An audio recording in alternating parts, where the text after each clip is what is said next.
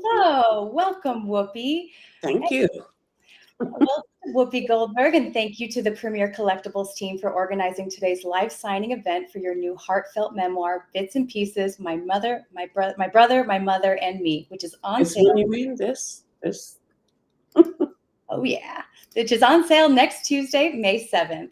We are beyond excited for the launch and the opportunity to offer the Premier Collectibles community a limited number of signed copies via whoopisignedbook.com. This is the perfect way for your readers and your fans to get a copy of your book that's signed, even if they can't make it out to one of your upcoming book tour stops in New York, New Jersey, and Washington, D.C. Throughout the event, we're going to be displaying the URL at your bottom left-hand corner of the live stream, so feel free to visit and make your pre-order at any time. So welcome, Whoopi. So excited to have you here. Talking about the book Bits and Pieces, I wanted to see, what can you tell us about your book and what does it offer readers? Well, first, let me answer a couple of folks. Yes, Renee, I am signing your pre-order. Hi from Biloxi. Hi, y'all. Thank you for coming in. And I thought what I'd like to do is just sort of give you a feel of what the book is. Hey, Boston, glad to see you're there. And so for me, this makes perfect sense. I hope it makes perfect sense to you. It says, I really should start this book by saying it's possible that nothing in this book actually happened, or it's possible that nothing I've written in this book happened the way I said it did, because I never kept journals or date books or any of those things. I don't know the calendar year for a lot of the things I'm talking about, particularly my memories or even my age at the time. You might be asking yourself, then why are you writing this memoir then? And here's my answer: because two of the most magnificent people I have ever known were my mother and my brother, Clyde, and my mother, Emma. Clyde was everything, and they had almost everything to do with how I became the person I am. I can also sense that my memories of my mom, which used to fire really strong like a torch, now have become more like a flicker. In the 13 years since she's passed away, I know the same will happen with Clyde. So I want to put this down in words before they fade any further. In addition to all the great roles I've ever played in movies and TV and on stage, in character or as myself over the years, I've also done a lot of writing. I've written solo shows, comedy sketches, songs, monologues for the Oscars, storybooks for kids, Black girls, little Black girls, Alice in Wonderland. I published books about relationships, aging, political and social issues, even manners. Now it's time for a book about my nucleus family, my brother Clyde, and especially about my mother, because none of the other stuff would have happened for me without her. I never doubted that she loved me for exactly who I was. My mother made me believe I could do anything I wanted to do, anything. When I told her I thought that I'd be an actor, she listened. We had conversations about it. She backed me up. Because of her, I was able to go from being Caryn Johnson, the little weird kid from the projects, who no one ever expected to achieve very much at all, to being me, Whoopi Goldberg. I know how lucky I am and was. Not everybody gets to walk this earth with folks who will let you be exactly who you are and give you the confidence to become exactly who you want to be. So I thought I would share mine with you. That is, in a nutshell, why I wrote this. And you know, it's a good looking book. Let's not lie. The book is really good looking. I'm cute on here. But on the back, you will see pictures of some folks you may have seen me with before. This is my brother and myself, my brother and myself again, and that's my mom. And she was one of the smartest, funniest, silliest people I have ever known. And so I had to wait until everybody was gone before I could write this book, because I wanted not to embarrass her. And when you read the book, you'll understand a lot more. But there are things that happened in our lives that were not to be shared, because I come from a time when you didn't talk about your personal life. You didn't talk about what was going on or how you grew up. But I've been in the transition period from, you know, people with, cameras hanging in trees to people just walking down the street and snapping a picture of you. So it's been a long journey. So that's what's going on here. And you captured it so well. It's such a personal narrative, and the way that you lend the voice to your mother's back history and your brother, and the way that the narrative all connects to you and your life now and the journey you lead. I think that you captured it so beautifully. And you just read for those viewers that are not aware, we just read a passage, an excerpt from Bits and Pieces. So with that said, you're also the narrator behind the book, and you speak Yes. to the narration process and how it was lending your voice to both your mother and your brother's life. Well, it's a funny thing when you're recording stuff, when you're listening to audiobooks, lots of people give various, sounds to different characters and stuff. I was just reading because I thought I would be the best person to read it because I'm silly. And I understood the silly that my family was. So I thought, let me do this myself. Oh my goodness. Hello, Sardinia, ciao. Yes, family from all over the world. Love Brazilian, it's wonderful. it. People are telling me, thank y'all. You should just all live with me. Let's all just live together and you can make me feel as wonderful as you make me feel now. Hey, Bronx, I see you. What else was I supposed? You just asked me a question and then I just went from a Oh, whole other, in a whole other direction. it's great. You have such an engaged community here, and I know they want to hear so much about the background of your book and just what has inspired you behind it. And with that said, we do have a section of fan delivered questions, so I'll be reading those and Excellent. going off. Well, the reason I wanted to write it was because I felt like it was time for me to start trying to find those memories, because when my brother was alive, I could say, "Hey man, did this happen like this?" And he'd say, "Sis, no, it happened like this, and we were here and we were there." And because there were only three of us, two of us are gone, and I am losing so many parts of the minutia of my life that I thought I should try to write it down. Also, as I said, my mom was very, very, very private. As a matter of fact, I tell I'm going to tell you a story about my mother. So when I was little, my brother and I and my mother, we grew up here in New York, and we're just in the car, and my mother's very, very pulled together. She's got on her dress, her hat, her gloves. Yes, we wore gloves. I had on little gloves and I had on my little dress and my little hat. And suddenly we hear this noise coming from the left. And my brother and I look over.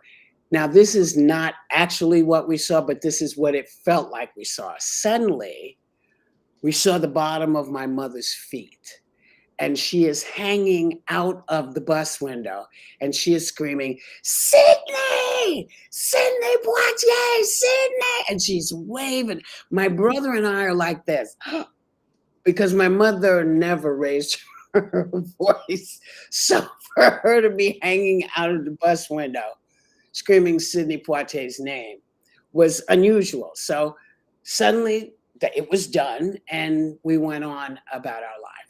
But here's what I did. So when I got famous, one of the first people I met was Sidney Poitier, and I said, "Listen, my mother and I are huge, huge fans, and man, I'd like to introduce you to my mom." And I told him the story. So when my mother comes over, he says, "Hello," and my mother, who when she would get in her thing, she would go, "Oh, I'm so pleased to meet you. How are you?" I would look at her and I'd be thinking, who is this? Who is this woman? Where's this voice coming from? But he says, have we met? And she goes, oh, no, no, no. If we had met Mr. Poitier, I'd remember. No, no, we haven't met. And he'd say, I don't know. I feel like we have met. And she says, no, no, I'm quite sure we haven't. And then he says, were you on a bus? And when I tell you that my mother, all the color drained out of her face, and she turned to me and she said, I see my daughter has told you that story. Well, I'm so pleased to meet you. And I will see you back at our table. And she left. When I went to talk to her, she left. She left the building. She left. And so I caught up with her. I said, what is the matter? She said, how could you do that to me? How could you embarrass me like that? She said, you know, I wasn't prepared for this. I wasn't prepared for this. And I just don't, yes, I do, Eric. I do sign my own fan mail. I don't know why you would tell him a story like that. And I thought, ooh, that was a mistake. That was a mistake because she was very, very proud. I embarrassed her.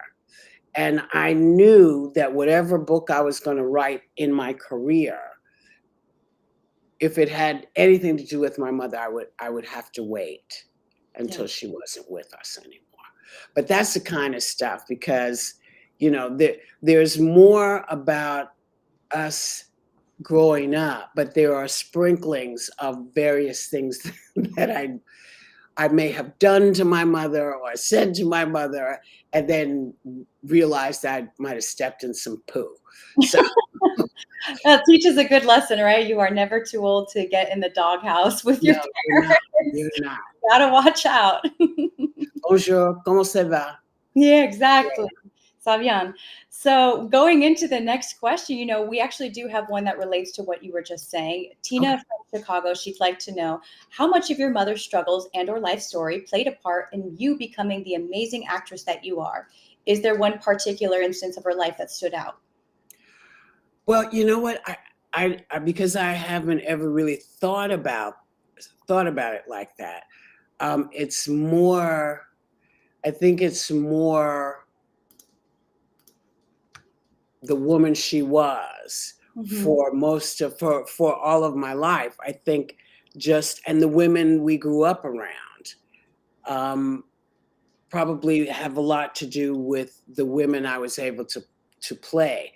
I am the person I am in part because I thought that I had gotten all of these life lessons from my mom and all of this stuff. And when I said to her, yes, there is an audiobook. Somebody just asked me if there was an audio. Yes, there is. I realized because she had gotten very ill at one point and ended up in the hospital. And so I said to her, hey, Ma, when I was older, you know, and maybe in my 50s, I said, you know, you're getting ill really was a pivotal moment for me as a kid because you learn that life changes and can change on a dime. So she then looked at me and said, can I tell you a secret? And then she did. And the secret shocked both my brother and I. And I don't want to tell you what it is because I think it'll make more sense if you read it or you listen to me do it. But it threw me. Her revelation threw me, and just I don't think I ever got over the fact that, as it turns out, I evolved the way I was supposed to. And it had less to do with what I learned from her, but what she discovered with us, with my brother and I. Yeah. So how's that for a cliffhanger? That's a great one. And I think Yeah. it also relates to we have a question from Kathy from Florida, who, in the same vein of your answer, she's asking, while writing this book, is there something you learned about yourself that may have given you that aha moment? I wish, Kathy, I wish I could say yes, but there wasn't. What I got from, because I kept thinking this is going to change me. I'm going to feel the difference, and it won't feel as odd as it is, uh, because they're not here. And that's not what happened at all. What happened was I f- I found myself laughing and giggling in ways I hadn't done for a while. And I realized that part of grief is you shut yourself down because you think nothing will ever be funny again. I'm never, I said on television after my mom passed, nobody's ever going to love me the way that she did. And as it turns out, part of that love was the love she gave me for myself. So I realized that I had to go back to finding joy in the world, finding love in the world, finding humor in the world, silliness in the world, because my mom was all those things, as was my brother. My brother is ridiculous. He was, the two of them together would have you on the floor. It was insane, but it it was helpful for me to remind myself that I'm still here. And my depriving myself of love, self-love, or humor doesn't help anybody. So I have to continue to try to be me. And I think that's the best way I could answer that. Absolutely. Well, Mel Brooks said it best, I gotta be me. And I live by that myself. So I like Yeah. that very much. On the subject of humor, Rebecca from Indiana, she wanted to know, how did your sense of humor develop as a child, over time, out of necessity or other? I have no idea. I didn't start out funny. I was just weird, you know. And I was lucky enough to be with a woman who thought she also was weird, and that it was very right that she had two weird kids. She had two weird kids. So it it's funny people being around you. It's finding laughter. I never knew I was funny. I started out as an actor. I was never a comic ever, you know. Um, but I started to write the characters because of the adventures I was having in the world. So I ended up going to Europe, and I ended up in Amsterdam at the Anne Frank house. And how do you explain to people what you've seen? And so that it doesn't seem like you're giving people like a, what do you call them, those TV tours, So Hmm. I had to find different ways to tell the stories that I had experienced, and that is where the humor came in. And suddenly people were saying, "Oh, you're really funny." It was like, "Really? Okay." But maybe it's because I'm, playing all these characters, one who is in her, you know, 30s, who runs off with a 90-year-old man because she wants to live in terror. And that's where he says he kind of lives. And she falls in love with him. Or the little girl who believes she wants to be white because when she looks in the magazines, she used to see all these little girls with blonde hair and blue eyes and curly hair. And so my girl decided she wanted to also, you know, try to look more like them. So I had to find ways to tell these stories that were in my head through characters. And so that's where the humor came from. But no, my mom and my brother way funnier than me, way. I'm seeing a lot of sister act questions. So here's the deal. We are working on it. We are hoping to have a script really soon, but it is our plan to do it. So there you are. That's what I can tell you about Sister Act. Well, that is great. And for those interested in Sister Act, you can learn more at whoopisignbook.com. Well, if you want to know more, you can make sure that you get one of the signed books, because you can go to whoopisignbook.com, but you have to spell it correctly or you'll end up on some porn site. So it's WHOOPISINGED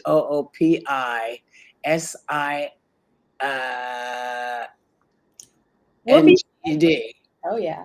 book.com. Yeah. So beautiful. And, with one of your questions is, we have Marco from Germany who's asking, you started your career as a stand-up comedian, and, you have since progressed to obviously also hosting a television show and now writing books, including also originally writing children's books as well. How has the journey progressed, and is it your greatest passion to write books, to act, or to be a comedian? My greatest passion is to wake up every morning and realize I'm still alive. That makes me happy. I didn't start out as a writer. I started out as an actor because I'm dyslexic. So the other question you might want, no fatal beauty number 2, Rhea. No. It's when you think of all of the things that I am, you say, well, how is it possible that you wrote a book? All of my books have been talked. I've spoken to people. And that's how I get them written, because it would take forever for me to do it. But I started out as an actor, straight up wanted to be a Shakespearean actor and couldn't get hired. So, you do all the other stuff that you learn to do, and you get through it. And I was lucky. I'm one of the lucky people on the planet, because there are millions and millions of really talented people out there. And I happened to get put in the forefront by a magnificent brain called Mike Nichols, who said, I want to put your show on Broadway. I was like, okay. I thought he was kidding, but he wasn't. And then, from there I got to do Color Purple. Steven Spielberg said, listen, I can't get to New York to see your show. Can you bring it to where I am? And I was like, yeah, because of course, I'm thinking I want to be in ET4, or I want to be with Indiana Jones, so this is what I'm thinking when I go to meet him, because I want to meet him. And he says, I'm doing Color Purple. And I thought, oh man, that's all right. Are you, and I think I said to him, are you good? Are you happy? He's like, yeah, Quincy and I are working together. So I was happy to do this. But my getting here was sort of circuitous. And yes, I used to do hair and makeup on dead people. I just saw that question. Yes, I did. So many lives that you've lived, and I know that the book covers all that and so much more too. Yes. The personal view of just your life and where it's gone from your family. So I have some questions of my own, actually. Okay. I noticed that you touched on the subject of loss. So for our viewers and readers, what can bits and pieces offer readers regarding the subject of personal loss as well as personal growth? Well, what the book has in it is the sort of lessons that I learned, because no one can prepare you for it. Nobody can prepare you for losing a loved one, and it is very difficult to prepare you when you're losing your mom or your brother or a sibling. And so I wanted to give people permission to recognize that it was okay to be annoyed that people would say to you, how are you doing? And it's like, how do you think I'm doing? I don't like this, and rather than get cranky with people, recognize that if they haven't been through it, they don't know. They don't have any idea. So they're going to ask you, and they're asking you all these questions with love. They don't know what to say, because what do you say when when you've lost someone who you're that tight and loving with? You want people to ask magnificent questions, and it's like everybody's just trying to be there for you.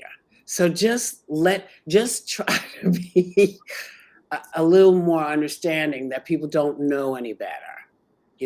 It's important. And just that if you feel like you gotta cry, then go do it. Then just do it. And you can continue to have the conversation that you're having with people while you're crying. And when somebody looks at you, you say, just have to clean my eyes out. So that you give them a sense that they're okay, but this is where you're at. And you could be there for a while. And don't look for the ending of the pain, because the pain, doesn't go away. It evolves. We can't bring back Rolling with Whoopi because everybody's in different places. And somebody else just wrote that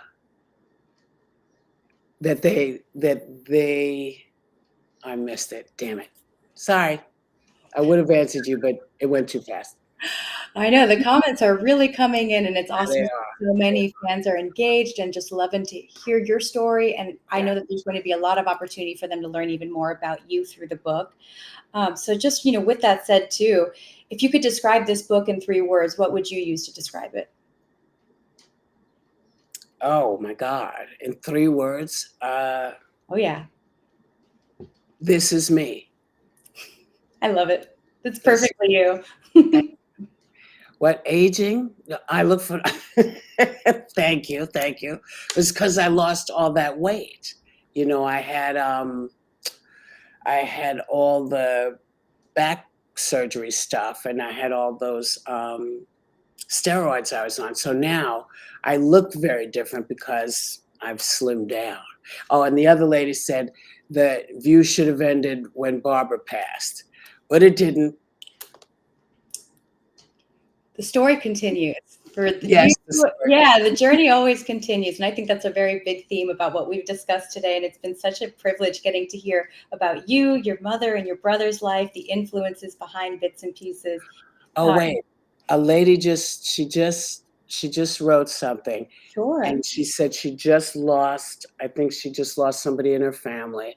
And they keep telling her that she needs therapy. I'm telling you, you may not need therapy, but you're going to have to breathe out with what's happening. If you're crying all the time, ask yourself this question: who are you crying for? Most of us who are left behind are crying because of our inconvenience of not having that person to hold and to be with. I would ask you to consider this. Consider the great things about that person and make yourself laugh a lot more. If you think you're freaking people out by crying, just start laughing and see what happens. That is great advice. I love it. I promise you it will work for you. And I promise you that, as I said, it doesn't stop hurting, it evolves. So it doesn't hurt every second of every day like when it's fresh. But there are times when you think, oh my God, let me go call. Oh, nobody to call. So just give yourself time to know that it is okay what you're feeling. And forgive me, but one day someone will be feeling the same way about you. I think that's such a beautiful message. Here's another one. The dog that I had that was deaf and blind became a welcome dog in a shelter. The man I got Bear from, ran a shelter. And so when I started traveling more, he said, can I have Bear back? And I said, why? He said, because there's nobody better when a dog comes in that's been abused or scared than to meet Bear. So he is a welcome dog for new dogs to shelters, non-killed shelters. So that's that. That's so special. I love that. I do love dogs. And I think that's such a beautiful parting message that you left with our readers and our listeners, our viewers today, of just staying true to yourself and finding your journey by your own means, and finding the people that love you throughout that journey. So I really appreciate how candid you were and these great answers you gave to all of our viewer questions. So I hate to say that this is the farewell point of our journey, but I do know that there is lots more in store for readers who do pre-order the book. So I want to say thanks again to our viewers who tuned into tonight's live stream event for Bits and Pieces by Whoopi Goldberg. As a reminder, the book releases on Tuesday, May 7th, and autographed copies are available at whoopisignedbook.com. Whoopi is going to be appearing at several different book tour events leading up to her launch. She'll be in New York at the 92nd Y, Barnes & Noble on Fifth Avenue, in New Jersey at Bookins Bookstore, and Washington, D.C. at the Library of Congress. So if you're in those areas, please attend. And if not, make sure to pre-order your copy at whoopisignedbook.com. Thank you again for your time, Whoopi. It's been such a pleasure talking to you and getting to know more about the book. And we cannot wait for your launch next week. Congratulations.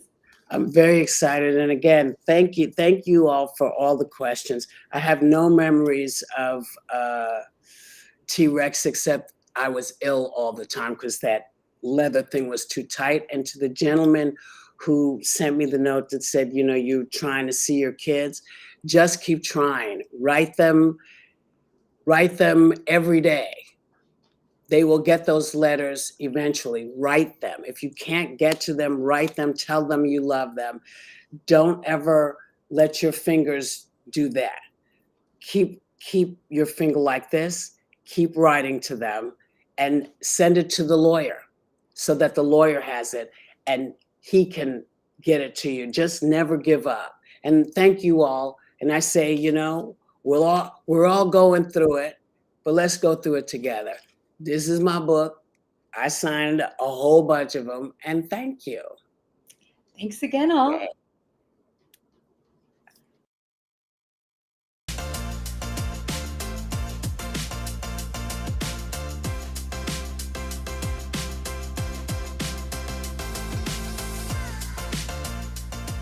Hey, this is John Acuff, New York Times best-selling author of 7 books and someone who's done a live signing. If you like the one you just watched, make sure you check out our YouTube channel. It's full of amazing authors having great conversations and signing books for viewers just like you. So make sure you subscribe, and thanks for watching today.